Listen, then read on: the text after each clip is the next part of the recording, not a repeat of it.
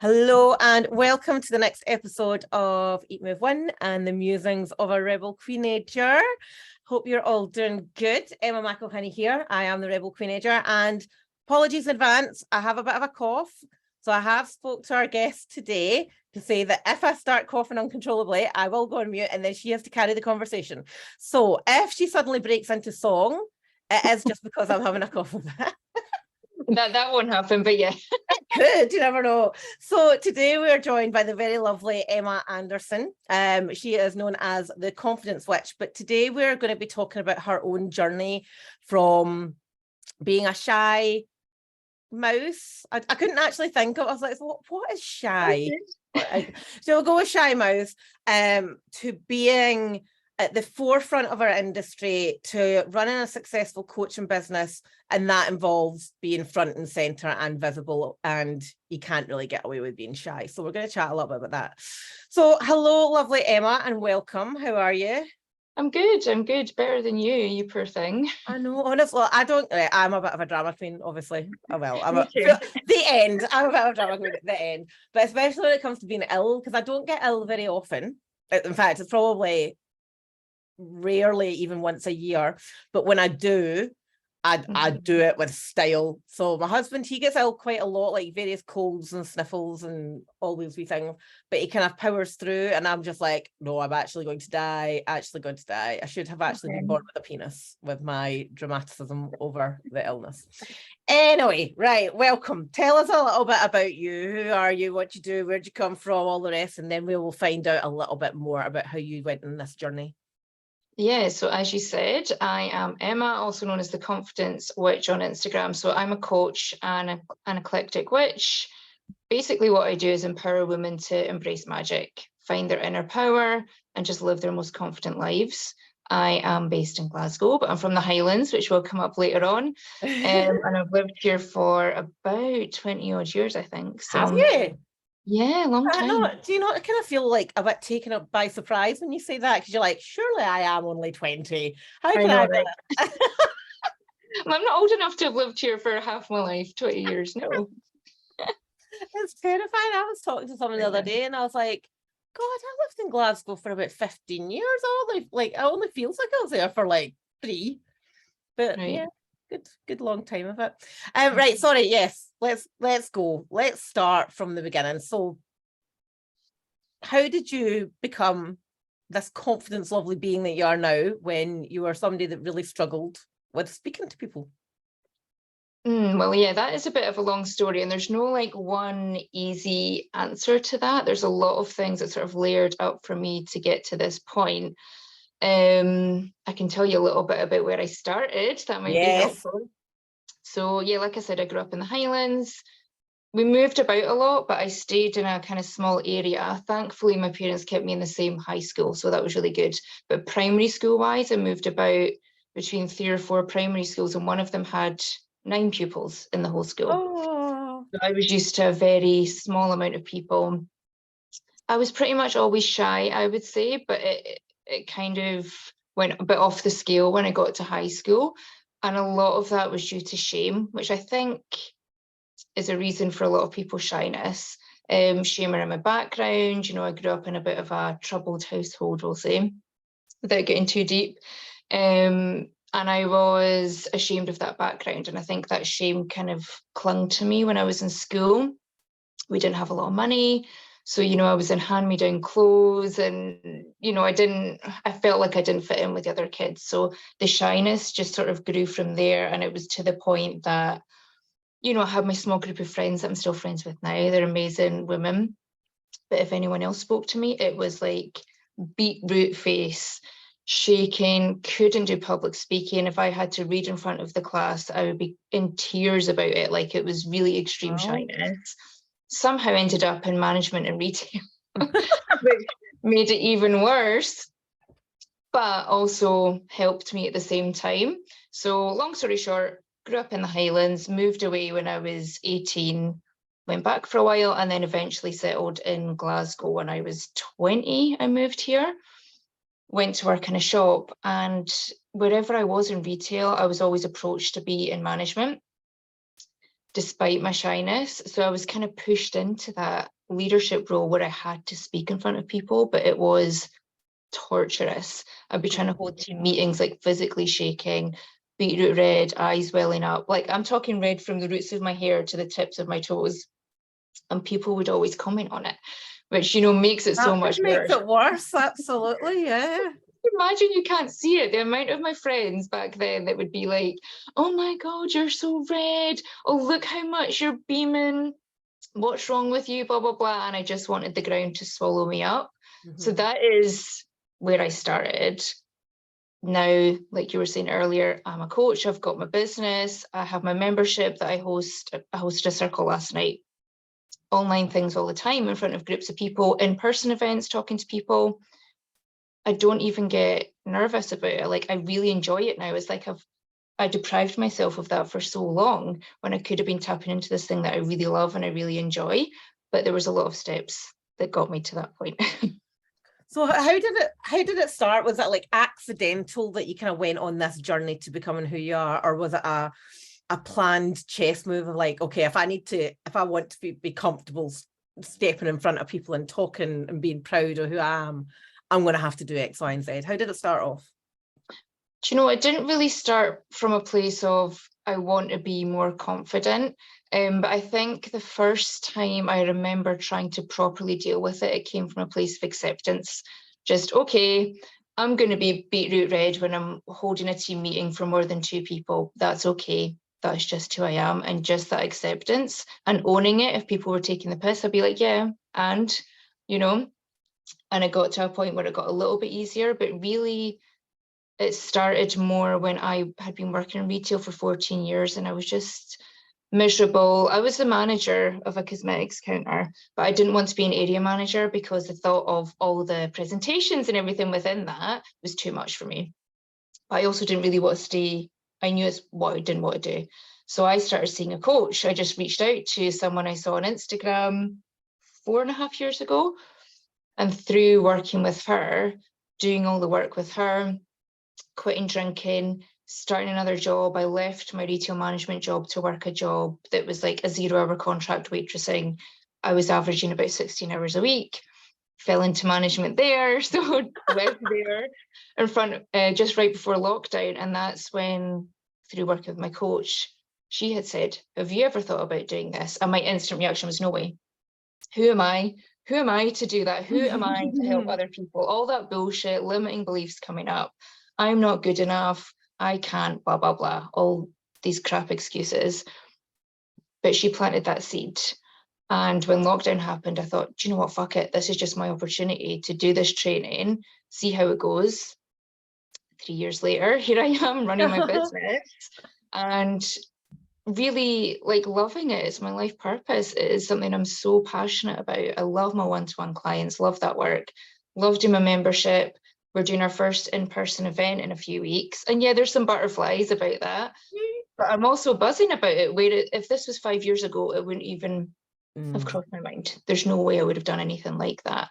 So yeah, long-winded way of saying it started with acceptance, that that's just who I was. And then working with my coach on shame and releasing the shame, bringing that to light. You know, I don't know if you know Brene Brown.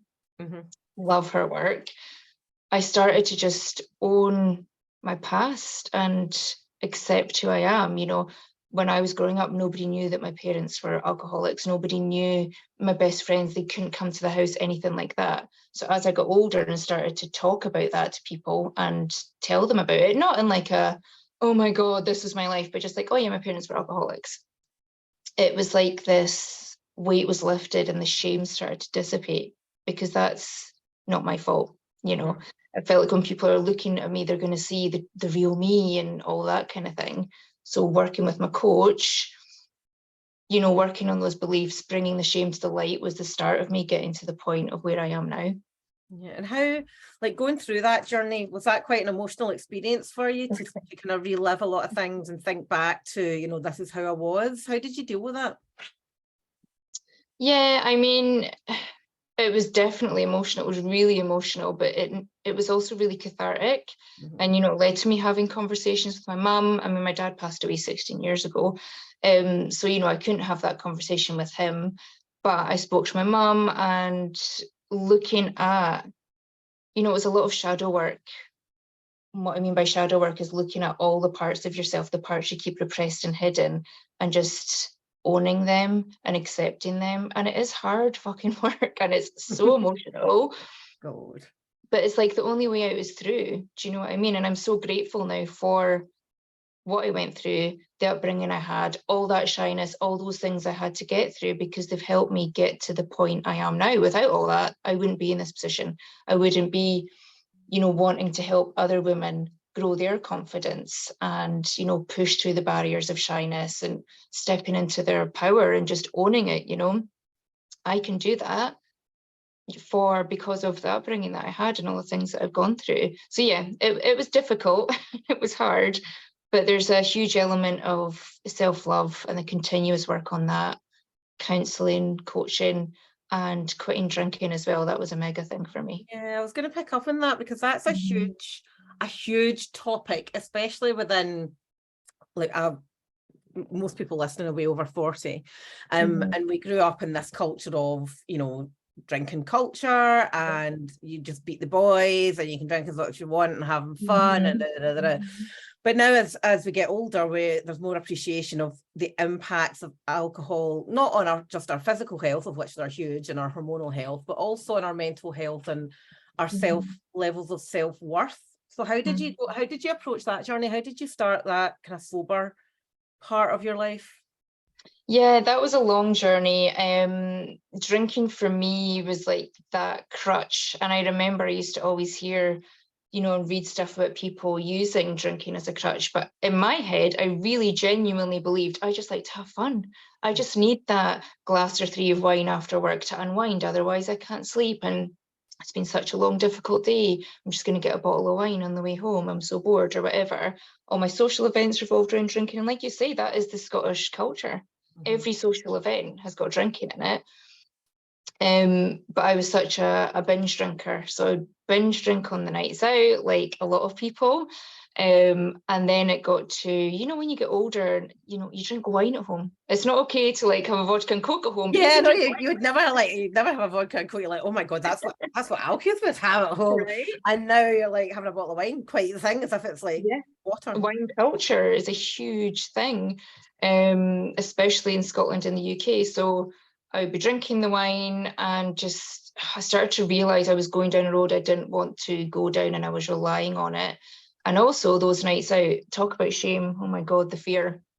Go night out, blackout drunk every single night. I just didn't have an off switch for a night out. I was always the most drunk person. I was always, you know, getting pushed into a taxi, you know, not alone, but legless so much of the time. And then the next day, so much shame. What did I do? I can't remember anything. And even if it was a fun night, there was such a huge element of self-hatred within that. And I just thought, you know, I'm going to take a break. So I did that a couple of times. I took a break for like a month and then went back to it, and it's slippery slope. Took a break for nearly 2 months, again, went back to it. And then like 4 years ago, I woke up with another hangover from hell, because I always used to get the most horrendous hangovers, even on just a few drinks. I just thought, no, I'm going to not drink for 100 days. I'm so sick of it. It's not adding anything to my life. I'm not even enjoying it anymore. I'm just drinking to get drunk. And then, yeah, was going to stop for 100 days, 4 years later. Still not had a drink. It's been a roller coaster, because when you stop drinking, if you're using it for a crutch, you have to face all these emotions, all these things that you've been repressing, because you don't have that, I'm just going to have a drink and have fun and forget about it. You have to really work through all that shit. So that has been a massive part of my journey in building my confidence, because you have to face the things you've been ignoring and do that work and work through them. And it does make you more confident, because you're not, you know, when you're going out and you have to have a few drinks before you have a dance. Well, that was me anyway, not everybody. Or have a few drinks before I do a social event, just as that social lubricant, as they say. Yeah. You don't have that anymore. So you have to start building your confidence from somewhere else, and it kind of forces you into that position. I remember the first 4 weeks I quit drinking. I had a wedding, I had an outdoor gig, I had a holiday, and I thought, oh my God, if I can get through these 4 weeks without a drink, I'm fine. And the wedding was awkward as hell, but I got up and I danced and I did it. And just the more you do these things that are outside your comfort zone, the more you're building that confidence. Yeah. It's a huge thing. And even just, you know, if anybody is in a place where they are drinking more than twice a week, the physical ramifications of that, like you're talking about, like the coloration of your face when you get stressed, like the coloration of your face changes with the amount of alcohol that you drink, you know, the capillaries and whatnot. And it just makes such a marked difference. It's so, like, I think I was three months at the beginning of the year, 2 or 3 months. And I've had to do, like you, quite a lot of work on the whole drinking culture thing. West of Scotland, like, grew up in the 90s into the noise. And over lockdown, it was becoming more of a crutch and more of the crutch. And yeah, I had to take a break myself. So, and it does force you to look into things of going, am I only fun because of the amount I've had to drink, or do I only have fun when I've had alcohol? And that's not a nice feeling. Like, when you're at that stage, is it? You're just like, everything that I do or everything that people react to me is because of this external thing, depressant. And that's not a nice place to be. I didn't like that feeling. Yeah, I think a lot of people feel that way. I definitely went through that for a long time of, oh my God, I'm so fucking boring because I don't drink. Like, I'm no fun anymore because I don't go on nights out. But it's really the opposite is true. Like, there's no way I would have my business if I was still drinking. Yeah, I would be able to function. I mean, I was in retail management when I was drinking pretty heavily. But, you know, on my days off, I'd be feeling like crap. So there's no way I would be doing any training or, you know, running my business or doing half the shit I do now. And I do way more fun things now than I ever did drinking. And I enjoy them more. I remember them. I remember gigs, birthdays. You know, it used to be just go for a night out and go to the pub. Now I like go somewhere. My birthday was in June. We went to Dunkeld and we had the best time, me and my husband. I went for a trip through to Edinburgh. I went to the Trava Cafe, you know, all these things that bring me so much joy and so much fun. I would not have been doing. I just would have been going to the pub and getting steaming. And yeah, it would have been fun. But like you say, that the physical, the anxiety, all of that side of it has an impact when it's just every week. Yeah, I think it's the anxiety and, like, overall mood. I think for me is a big thing. Like, alcohol being a natural depressant, a hangover used to just be a hangover for a day, but now, like, once I reined it back, it was like, if I had maybe a drink on a Sunday night, I could still feel that on the Thursday or Friday. Not a hangover, but low mood, grumpy, tired, blech, just that lack of get up and go.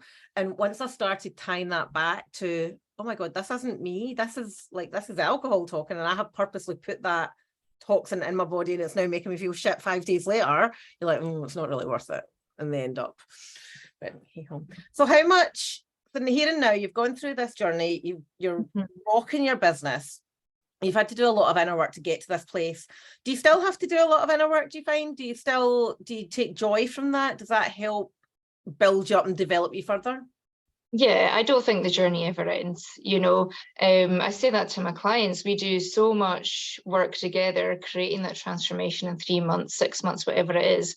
But that inner critic, that inner voice is always going to creep up when we're like dipping our toe out of our comfort zone. Even podcasts, like I say, I love hosting stuff, my membership, but before a podcast, I get the butterflies, I get a bit nervous. And after it, I always get a vulnerability hangover still. You know, after a few years of doing them, you know, I can guarantee tonight I'll be lying in bed going, oh my God, my career's over. I shared too much, it's too personal. What was I thinking? Blah, blah, blah. But, you know, the difference is now I have the tools, I've done the work to have that conversation with, come on, this is just bullshit. It's just your brain trying to protect you from being outside your comfort zone again. You know, you're just chatting on a podcast. So yeah, I mean, the journey doesn't end. I still have coaches, still go to counselling, all these things, because you get new challenges. Yeah, I feel super confident in a lot of situations, but some still not so confident. And I feel confident in my business, but the next time I push myself to do something new, it might get knocked a little bit again, and another belief is going to come up. But to be honest, it also comes back to I'm not good enough. I can't think of a single client I've worked with either that hasn't come back to I'm not good enough. So many of us as women have that core belief that, and I'm like, not good enough for who? Not good enough for what? Yeah. You know, it's such bullshit, but so many of us carry that with us. Yep, I'm exactly the same with my clients as well. It all boils down to that, isn't it? Yeah. Oh wow. Always Complex beings, us girls, aren't we? We're not alone. We all think the same. I know, and that's the thing as well. Like, Mhm. there's this. I see it quite a lot more in the health and wellness space. That, you know, oh well, I've already hired a coach. Why should I ever have to do that again like that? Because the journey never ends. Whoever was right for you a year ago, 2 years ago, 5 years ago, is not the right person for you now. Like, people develop, people evolve. Lifestyles change, opinions change, our beliefs change, and we do have to keep working on the journey. And, you know, it's very few people that I've met who thrive without having a coach. Not all the time. Like, I think it's good to spend some time alone implementing and doing things that you know you should be doing. And then when you do hit a wall, or you do hit a big question mark, which we should be doing, that's when you go, right, okay, who do I need to help me get through this next phase? I'm a total, I love having a coach, love it. Just love having a sounding board and somebody that you can vibe with and just, you know, talk things through. It makes such a difference. Oh my God, it's life-changing, and that's such a big reason that I got into it. And I remember seeing my coach and trying to tell people at work about it and try and explain what it was. And I could just never quite get it right, but people around me saw the difference in me. There's just something about, like you say, having that person in your corner, someone that can see your blind spots, having that space for yourself for an hour every couple of weeks or whatever it is, having that person that you can contact every day that's like in your corner and is helping you work through all this shit, you know, at that objective point of view. It's, I don't have a coach right now, but I'm like, who am I going to work with next? What do I need to work on? I know, but that's part of the fun, isn't it? Is identifying, when you take that time and you do essentially your own SWOT analysis, I suppose, and you're sitting going, right, what have I been really good at? What have I been absolutely shit at? And as you get more self-aware, you get totally honest with yourself about what you've not been doing and what you're shit at. Like, when did I start my business? 2018? Yeah, about 2018. And back then I'd be like, well, I'm really good at everything. I'm doing really well at everything. And then you just get more and more honest with yourself. And what you were talking about earlier about, you know, the excuses that come up and the procrastination that come up, you do get to the point where you're just like, no, you're telling yourself a big fat lie there. No. Yeah. It's just bullshit. You can see right through it, to the point where sometimes you're like, oh, could I go back to like not knowing anything? It's hard, but it's worth it. It's so worth it. But then it is sometimes actually that's an also a good point about having a coach, is that when you are very self-aware and you are very self-critical, having a coach that pulls you back in and going, actually, maybe you shouldn't be so hard on yourself about this. Maybe that's not what you need to work on at all. Maybe that's something that comes later. Maybe this is what we should be focusing on. And again, you know, having that trust in another person to go, okay, yeah, well, maybe I need to stop beating myself up for X, Y, and Z. It can be really handy, because we do get quite blunt with ourselves. Yeah, we're our own worst critic, aren't we? Absolutely. Absolutely. Okay, so tell us about the confidence switch then. So what does your business do? I know you've kind of touched on it, but I think it's fair that we want to delve into it a little bit deeper. What is the confidence switch all about? So, well, a lot of it, the name was about me owning the word witch, because I've always been into that side of things ever since I was like a young teenager. I think before that, but I just didn't really have a word for it. And when I started my business, everything's Emma Anderson Coaching, and it still is, because I don't want to mess with it. But you know, it was spiritual, but I was never like, I'm a witch and this is what I do. Whereas I only really began to own that about 6 months ago, because I was just like, do you know what, fuck it, this is what I live, it's who I am. Connecting to that spiritual side, connecting to my inner witch was a big part of what got me to where I am. You know, it grounds me. and it gives me that practice, it gives me that routine. It's a faith for me to lean into. I want to be clear, it's not organized religion. An eclectic witch is someone who, you know, just works with the elements, works with the powers of the universe. It's rituals, it's little spells, it's all that sort of thing. But a big part of that is what helped me with my confidence. So what I do with my clients one-to-one is coaching. I am a coach, but I bring in the spiritual side as well. So not all my clients want that. Some of them work with me and they don't want anything to do with that, and that's cool. It's just purely coaching. But most of the time, you know, it is, I'm a tarot reader as well. So I'll do a card pull for them once a week. We'll look at, you know, what the moon is up to. We do that in my membership. So I bring in all of these things to give like that more holistic approach to it, using everything all together. So women that are into the spiritual, 9 times out of 10, my clients don't have anyone else in their lives that they can speak to about it. And they come on, they're like, oh, I love that I can be so open about, you know, how I'm feeling about connecting to this part of myself, and, you know, tarot, angel numbers, crystals, all that sort of thing. And that is a huge part of why I started my membership, because I wanted a place where women could speak to other women and not just be like, you're the only person I can speak to about this. So they could have friends and other people. So yeah, I work with women one-to-one. I mean, they come to me usually wanting to work on confidence, but it always takes a bit of a diversion into a more specific thing in their lives to work on. Then I run my coven, the community coven, and that is just a place where everyone can come together. We do a different topic every month, so I'll host like a class or a session on, gosh, so many things: how to read tarot, how to work with deities.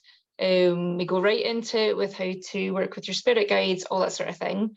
We do moon circles. You know, there's loads of stuff in that. I'll be going on for 20 minutes if we go into all of it. And then I do my tarot reading as well. So I've got a lot going on, but it all comes back to that connecting to your inner witch and harnessing that power to just embrace magic in your everyday life, you know.